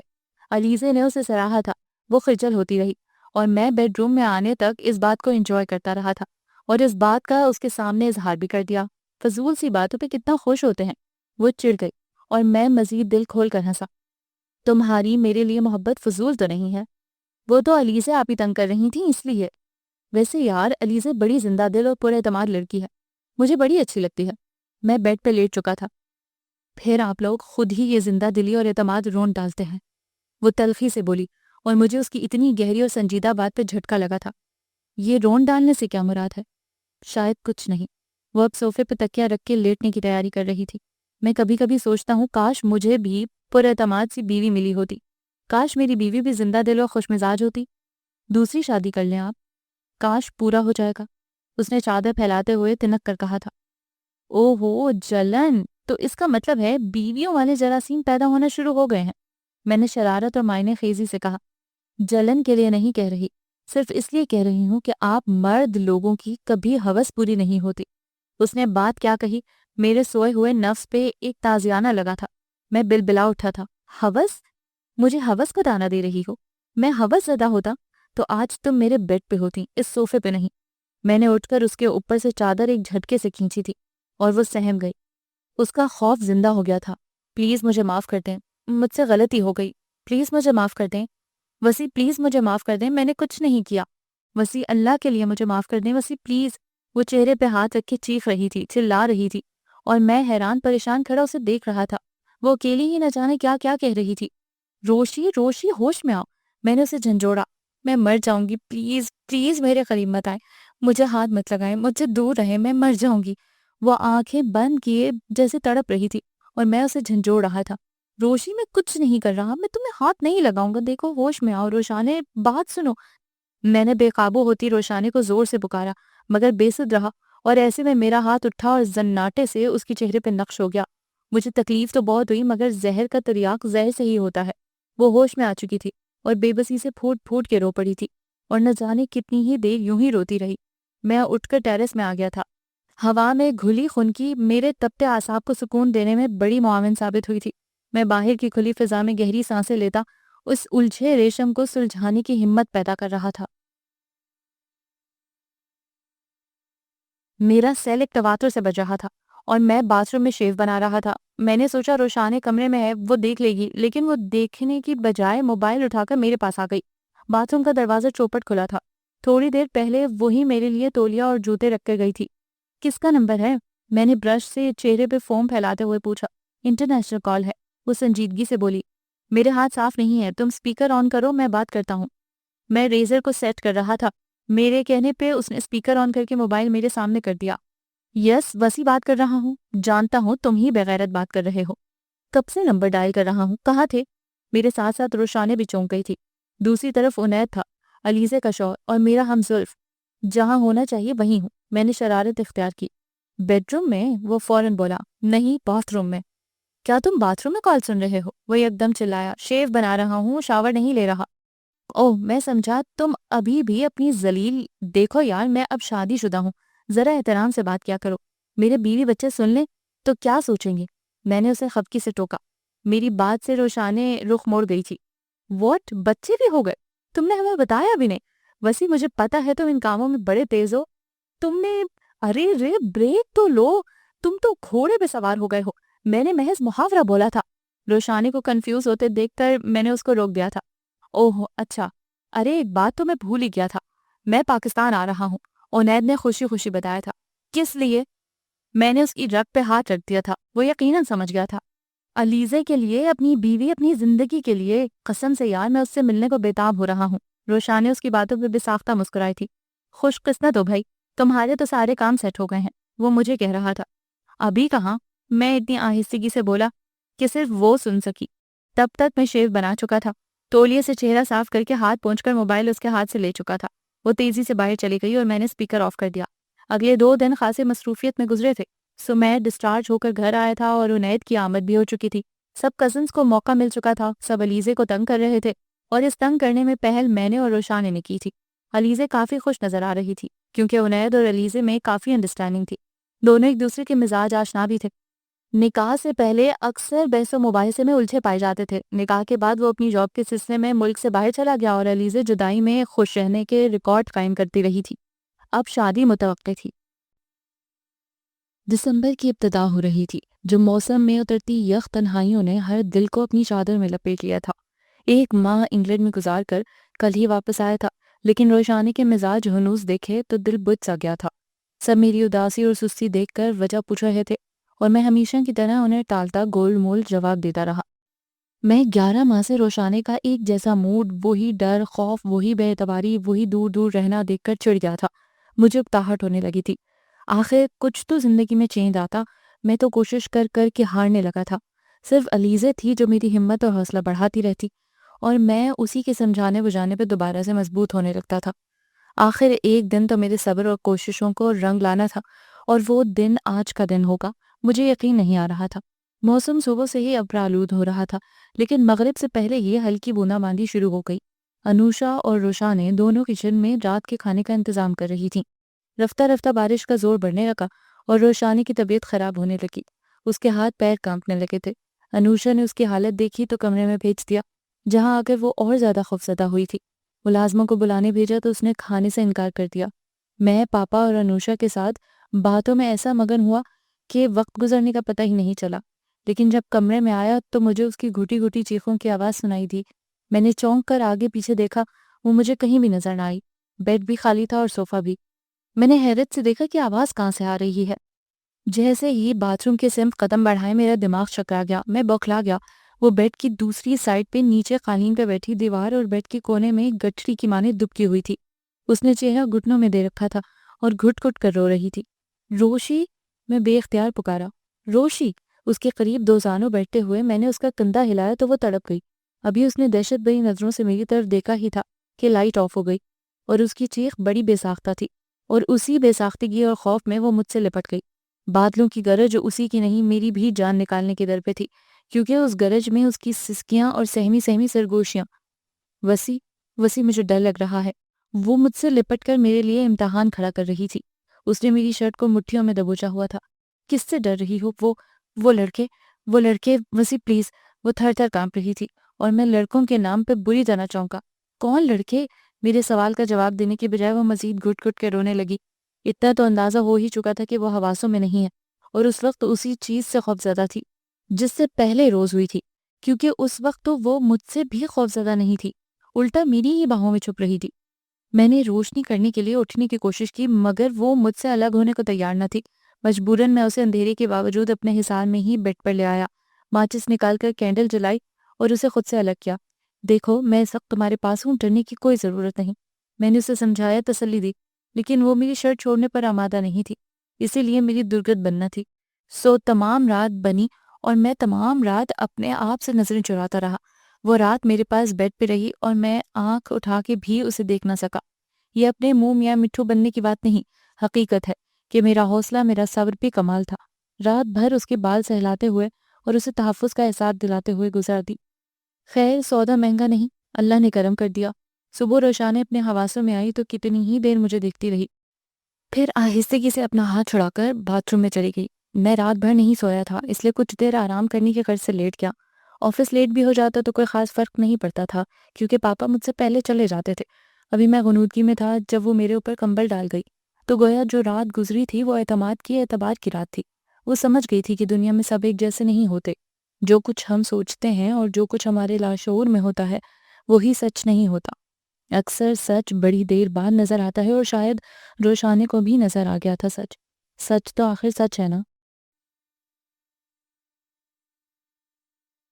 تقریباً 4 دن مسلسل بارش ہوئی تھی، اور یہ 4 دن روشانے کی زندگی میں بالکل نئی طرز کے دن تھے، کیونکہ جو کچھ وہ سوچتی تھی یہ دن ان سے مختلف تھے۔ اس نے صوفہ چھوڑ کر بیڈ پہ سونا شروع کر دیا تھا، اور سونے سے پہلے وہ میرا ہاتھ پکڑنا نہیں بھولتی تھی۔ میں اس کے معصوم سے خوف پہ مسکرا دیتا۔ علیزہ مجھے بتا چکی تھی کہ وہ طوفانی بارش سے ڈرتی ہے، مگر اب لگ رہا تھا کہ یہ ڈر تھوڑا ختم ہو چکا ہے، محض اثرات باقی ہیں، کیونکہ ڈر تو ختم ہونا ہی تھا۔ آخر 4 راتوں سے اتنے قریب ہوتے ہوئے بھی میں اپنے دائرے میں تھا اور انتہائی شریف بنا ہوا تھا۔ یہی شرافت ہماری گفتگو میں بھی ہوتی تھی، جو اس وقت بھی تھا، مگر باتوں کا رخ کسی اور سمت مڑ گیا۔ آپ بہت اچھے ہیں وسیم، بہت اچھے، وہ بڑے دل اور جذب سے بولی تھی۔ میں نے حیرانی سے دیکھا، نظر کا دھوکہ یا پھر سماعتوں کا دھوکہ سمجھوں؟ میں نے اپنے آپ سے پوچھا تھا، لیکن اس وقت کچھ بھی دھوکہ نہیں تھا۔ وہ کیسے؟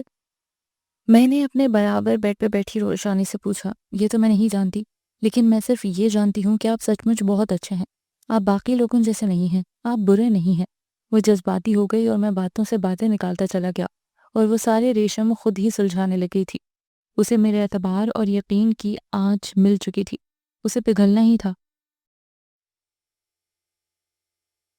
میں 11 سال کی تھی، مجھے ہر چیز میں انٹرفیئر کرنے کا شوق تھا۔ میں ہر گیم کھیلتی تھی، ہر ایک کو تنگ کرتی تھی، سب کے ساتھ مذاق، ہنسی اور کھیل کود بھی ہوتا رہتا تھا۔ میرے لیے میرے بھائی، میرے کزن سب ایک جیسے تھے۔ میں بالکل نارمل تھی، پڑھنے لکھنے میں بہت اچھی، اور پڑھنے کے میدان میں میری سہیلیاں بھی بہت اچھی تھیں، لیکن اچھوں کے ساتھ کبھی اچھا نہیں ہوتا۔ میری ایک دوست بہت پیاری تھی، اس کا نام ہیرا تھا۔ وہ اسکول بڑی خوشی خوشی جاتی تھی، لیکن پھر اس کی یہ خوشی گم ہونے لگی، اور ہم سب نے اس کی وجہ پوچھی۔ پہلے تو وہ بتاتی نہیں تھی، لیکن جب اس نے بتایا تو بات کرتے کرتے وہ جیسے منجمد سی ہو گئی، چپ ہو کر اپنے ہاتھوں کو مسلنے لگی۔ اس کے وجود میں ہلکے ہلکے اضطراب کی جھلک مجھے صاف محسوس ہو رہی تھی۔ پھر بھی میں نے کوئی مداخلت نہ کی اور اسے بولنے کا اور تسلسل برقرار رکھنے کا موقع دیا۔ ہمارے سر صاحب وہ اچھے نہیں تھے۔ ہیرا 12 سال کی تھی، مگر وہ اچھی صحت کی وجہ سے 14-15 سال کی نظر آتی تھی، اور سر وہ وہ اس دنیا کے گھٹیا اور ذلیل لوگوں سے بھی بدتر تھے۔ وہ بھیڑیا۔ روشانی مٹھیاں بھینچ کر چیخ اٹھی تھی، اور میں سر کا لفظ سن کر ہی سن ہو گیا تھا۔ وہ انسانوں کے روپ میں بھیڑیا تھے۔ انہوں نے ہیرا کو، اس کی آنکھیں سرخ ہو گئی تھیں اور انگلیاں اتنے زور سے بھینچی ہوئی تھیں کہ ناخن اپنے ہی ہاتھوں میں پیوست ہونے لگے، اور میں نے اس کی حالت دیکھ کر اس کا ہاتھ تھامنا چاہا، پھر کچھ سوچ کر رک گیا۔ ہیرا سب کو بتانا چاہتی تھی کہ پروفیسر صاحب اسے اپنے آفس میں بلاتے ہیں اور غیر اخلاقی حرکتیں کرتے ہیں، لیکن پروفیسر صاحب نے اسے دھمکیوں سے ڈرا دیا تھا۔ لیکن جو کچھ ہیرا نے ہمیں پہلے ہی بتا دیا تھا وہ میرے ذہن سے کبھی نہیں نکل سکا۔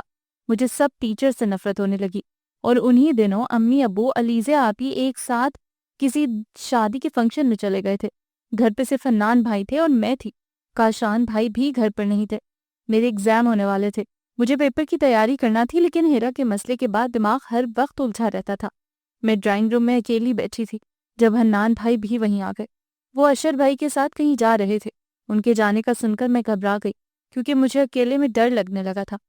دیکھو روشی، بس آدھے گھنٹے کی بات ہے، تم یہ ٹی وی دیکھو، تب تک ہم آ جائیں گے۔ شاباش، وہ مجھے کہہ کے اور ٹی وی پہ ایک انڈین چینل لگا کر چلے گئے تھے، اور میں انہیں روک بھی نہ سکی۔ میں کیا کر سکتی تھی؟ مجبوراً اپنے ڈر سے دھیان ہٹانے کے لیے ٹی وی دیکھنے لگی۔ باہر بارش شروع ہو چکی تھی، دروازے اور کھڑکیاں جیسے پاگل ہو کر دیواروں سے سر پٹک رہے تھے۔ میں صوفے میں تقریباً چھپنے کی کوشش کر رہی تھی۔ ڈرامہ چل رہا تھا، اور ڈرامے میں 4 لڑکے ایک کم عمر لڑکی کے پیچھے بھاگ رہے تھے، اور وہ ایک جنگل میں چھپنے کی کوشش کر رہی تھی۔ مجھے لگ رہا تھا وہ لڑکی ہیرا ہے، اور پھر وہی ہوا جس کا خوف میرے اندر پہلے سے موجود تھا۔ اس لڑکی کا ریپ 4 لڑکوں نے کیا تھا۔ اس لڑکی کی چیخیں ٹی وی سے نکل کر میرے کانوں تک آ رہی تھیں، لیکن میری چیخیں ہمارے گھر سے باہر جا رہی تھی۔ وہ انڈین چینل تھا، اور اس کے سین کو انہوں نے بہت نمایاں کیا تھا، اور میرے لاشعور میں جو تھا وہ سب میرے سامنے واضح ہو چکا تھا۔ تب میری حالت خود میری سمجھ اور میرے اختیار سے باہر تھی۔ کب چوکیدار اور اس کی بیوی میرے پاس آئے، کب حنان بھائی آئے، کب امی ابو اور علیزہ آپی کی واپسی ہوئی، مجھے کچھ خبر نہیں تھی۔ مجھے 2 دن تک بخار رہا، اور میں 2 دن بعد ہوش میں آئی تھی، تو میرے منہ سے ابھی بھی چیخیں نکل رہی تھیں۔ مجھے سب لڑکوں، سب مردوں میں وہ 4 لڑکے اور وہ پروفیسر صاحب نظر آتے تھے۔ امی ابو ڈاکٹر کو بلاتے تو میں اور زیادہ پاگل ہو جاتی، اور میں نے مردوں پہ اعتبار کرنا چھوڑ دیا۔ مجھے ہر مرد بھیڑیا لگنے لگا۔ مجھے بس یہی یاد تھا کہ مرد لڑکیوں سے برا سلوک کرتے ہیں، برے ہوتے ہیں۔ میں اپنے ابو اور بھائیوں سے دور رہنے لگی۔ میں نے اپنے کزن سے بات کرنا چھوڑ دیا۔ 1.5 ماہ بعد اسکول گئی تو پتہ چلا ہیرا اور اس کے امی ابو یہ شہر چھوڑ کر چلے گئے ہیں۔ پروفیسر صاحب کو پولیس لے گئی ہے، اور بہت سی لڑکیاں اس اسکول کو خیر بات کہہ چکی ہیں۔ یوں وہ اسکول میں نے بھی چھوڑ دیا۔ نئے اسکول میں ایڈمیشن لیا، وہاں انوشا بھی پڑھتی تھی، لیکن میرا ڈر پھر بھی ختم نہ ہوا۔ مجھے اکثر خوف لگا رہتا تھا، اور میری طبیعت اکثر ہی خراب ہونے لگی تھی۔ جب بھی کوئی میری طرف دیکھتا میرا دھیان اس ڈرامے کی طرف چلا جاتا تھا، اور پھر ہیرا کی باتیں کانوں میں گونجنے لگتی تھیں۔ میں سو نہیں پاتی تھی، لیکن علیزے کے بعد آپ نے مجھے بہت سہارا دیا تھا۔ میں جب بھی سنبھلنے کی کوشش کرتی، پھر کوئی نہ کوئی بات ایسی ہو جاتی کہ میرا دماغ الٹ جاتا تھا۔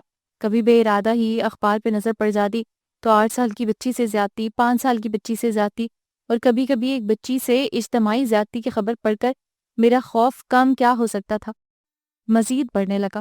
اور ایسی حالت میں اگر کوئی مجھے ڈاکٹر کے پاس چلنے کو کہتا یا پھر زبردستی لے جاتا تو میرا دم گھٹ جاتا، اور علیزہ آپی ہمیشہ میرے لیے ڈھال بن جاتی تھیں۔ پھر آپ سے منگنی ہوئی تو میرا خوف امڑ آیا تھا۔ میں نے ہر طرح سے شادی سے انکار کیا تھا، کوئی میری بات نہیں مانا۔ میں جو مردوں کے نام سے بھی دور بھاگتی تھی، ایک مرد کے ساتھ رہنے کا سوچ بھی کیسے سکتی تھی؟ مجھے لگتا تھا آپ میرا، وہ کہتے کہتے رو پڑی تھی، لیکن اب میرا دم گھٹنے لگا تھا۔ میں جو ہمیشہ چاہتا تھا کہ روشانی کی شخصیت کے ادھورے پن اور ڈر خوف کا راز مجھے ملے، وہ راز کیا ملا کہ میری نظر اٹھنے کے قابل نہیں رہی تھی۔ میں ایک مرد تھا، لیکن مجھے مرد ہونے پہ شرمندگی ہو رہی تھی۔ کہتے ہیں کہ معاشرہ مردوں سے ہوتا ہے، اور جب مرد اچھے نہیں ہوں گے تو معاشرہ کیسے اچھا ہوگا؟ اور اس معاشرے میں روشانی جیسی کمزور اور معصوم لڑکیوں کو خوف زدہ ہی تو ہونا تھا۔ آخر آس پاس اتنے بھیڑیے جو رہ رہے تھے، جو کبھی چھپ کر وار کرتے تھے اور کبھی کھلے عام اجتماعی حملہ کر ڈالتے تھے۔ وہ میرے سامنے بیٹھی رو رہی تھی، اور میں اسے تسلی دلاسا دینے کی بھی ہمت نہیں رکھتا تھا، کیونکہ میں بھی تو ایک مرد تھا، اور روشانی کے دکھائے ہوئے آئینے میں اپنی صورت دیکھ چکا تھا، اپنے گربان میں جھانک لیا تھا کہ ہم مرد لوگ کیا ہیں، صرف اور صرف نفس کے پجاری، نفس کے آگے اندھے ہو جانے والے، اپنے رشتے اور مرتبے کا تقدس پامال کرنے والے، اپنی شخصیت کے بلند مینار کو پل میں زبی بوس کر دینے والے۔ اخبارات، ٹی وی، رسالے در حقیقت ہماری وحشتوں سے بھرے پڑے ہیں۔ ہم عزتوں کے محافظ ہو کر بھی عزتوں کو دھجیوں میں بکھیر رہے ہیں، اس دنیا کی خوبصورتی مجروح کر رہے ہیں، اور دنیا سمجھتی ہے کہ مرد اس کائنات کی مضبوط ترین مخلوق ہے، لیکن دنیا یہ نہیں جانتی کہ یہی مضبوط ترین مخلوق اس کائنات کی خوبصورت ترین مخلوق یعنی عورت کو روند رہی ہے، اور جب اس کائنات سے خوبصورتی مٹ گئی تو اس کائنات کا کیا ہوگا؟ جب ہر طرف خوف و ہراس ہوگا تو محبتیں جنم کیسے لیں گی؟ قیامت کیوں کر رکے گی؟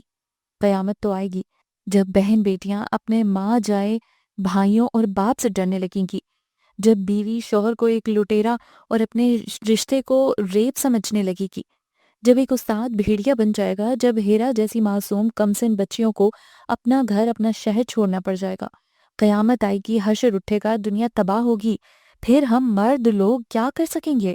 تو کیا یہ بہتر نہیں کہ ہم مضبوط مخلوق مضبوط بن کر دکھائیں؟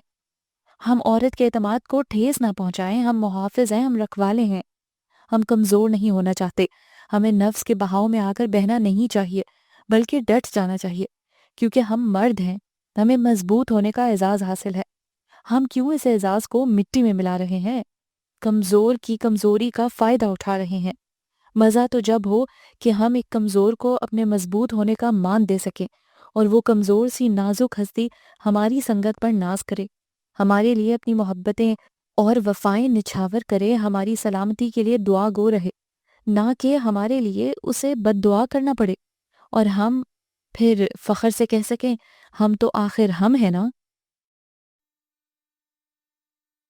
حنان کا رشتہ انوشے کے لیے آیا تھا، لیکن انوشا تو جیسے کھانا پینا بھول گئی تھی۔ میں بے شک اس کا بھائی تھا، میری غیرت یہ گوارا نہیں کرتی تھی کہ کچھ سوچوں، مگر پھر بھی میں نے سوچا اور اپنے دوست اپنے جگری یار کے دل کا خیال رکھا، اپنی بہن کی خوشیوں کو ترجیح دی اور امی پاپا کے سامنے حنان کے رشتے سے انکار کر دیا۔ لیکن کیوں؟ امی کو تعجب ہوا تھا، مگر روشانے میرے انکار سے کچھ مطمئن سی نظر آئی تھی۔ شاید وہ جانتی تھی کہ انوشا کہاں انٹرسٹڈ ہے۔ امی پلیز اتنا جذباتی ہونے سے پہلے انوشا سے پوچھ لیں۔ میں نے پوچھا ہے۔ وہ کہتی ہے جہاں آپ کی مرضی ہو، مجھے کوئی اعتراض نہیں۔ امی کے جواب پہ مجھے حیرانی ہوئی اور پھر یہ بھی جان گیا کہ وہ ماں باپ کا اعتماد توڑنے سے ڈر گئی ہے۔ اس نے ماں کا مان رکھ لیا تھا، اور جو بیٹیاں یوں قربانی دینے سے گریز نہ کریں ان کو تو سب سے زیادہ محترم رکھنا چاہیے۔ پھر بھی مجھے یہ رشتہ منظور نہیں، آپ ماموں کو انکار کر دیں۔ امی نے میری بات سن کر روشانے کو دیکھا، وہ سب کو چائے سرو کر کے خود بھی وہیں بیٹھ گئی تھی۔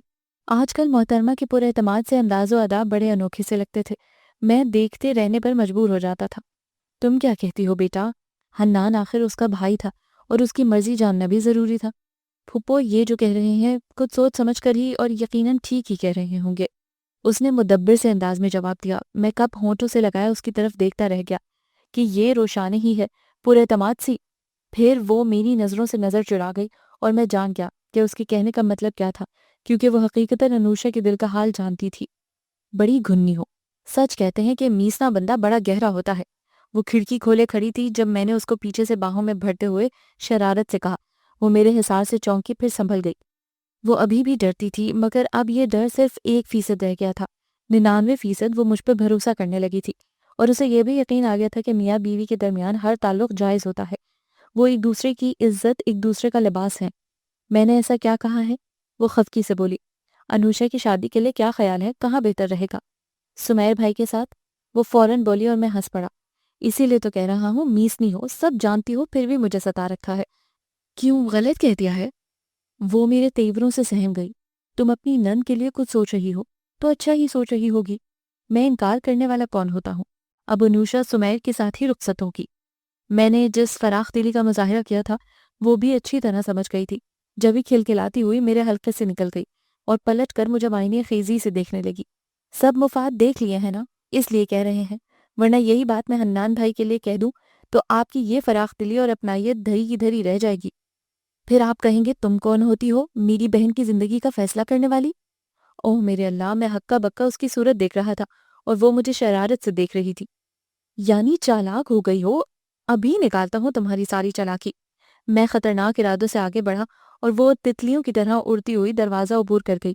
اس کی کھلکھلاہٹ میں کمرے کے اندر بھی سن سکتا تھا۔ کھسیا کر اپنے بال کھجا کے رہ گیا۔ علیزے اور عنید کے ساتھ ہی سمیر اور انوشا کی شادی بھی آج اپنے انجام کو پہنچی تھی۔ ارے رے رے، صرف ان چاروں کی ہی نہیں، میری اور روشانی کی بھی۔ ظاہر سی بات ہے بھئی، پہلے تو ہم اجنبی ہی بن کے رہ رہے تھے، لیکن اب ہمیں میاں بیوی اور ایک دوسرے کا ساتھی بن کے رہنا تھا، اپنے دکھ سکھ بانٹنے تھے، ایک اچھا شوہر، اچھا مرد بن کے دکھانا تھا۔ لیکن اچھا شوہر بننے سے بھی زیادہ اچھا مرد بننا ضروری تھا، تاکہ دوسروں کی بہن بیٹیوں کی بھی عزت کر سکتا۔ علیزے کی دوست کی والدہ نے جو سائیکیٹرسٹ تھیں بالکل درست اندازہ لگایا تھا کہ وہ مردوں سے ڈرتی ہے، اور میں یہی سوچ رہا ہوں کہ جب عورت مرد سے خوف کھانے لگے تو اس سے محبت کیسے کرے گی، اس کی روح کی، اس کے قلب کی راحت کیسے بنے گی، اس کا گھر کیسے سنوارے گی، اس کی نسل کیسے آگے بڑھائے گی۔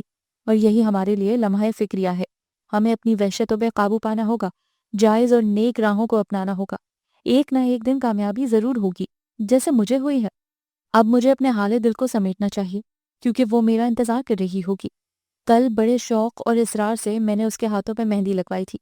سب کہہ رہے تھے کہ لوگوں کو دلہنوں کی فکر ہے، یعنی علیزے اور انوشا کی، جبکہ مجھے روشانے کی فکر ہے۔ سب سے چھپ کے بیوٹیشن کو اپنے بیڈ روم میں چھوڑ گیا تھا تاکہ وہ روشانے کو مہندی لگا دیتی، اور اب مجھے اس مہندی کے رنگ میں اپنی محبت کا رنگ بھرنا تھا، اور روشانے کے چہرے سے شرم و حیا اور خوشی کے رنگ چرانا تھے، اپنے دل کو سیراب کرنا تھا جو کب سے تشنا بیٹھا تھا۔ لیکن رب نے سیراب کرنے کا موقع دے دیا تھا، کیونکہ رب تو آخر رب ہے نا۔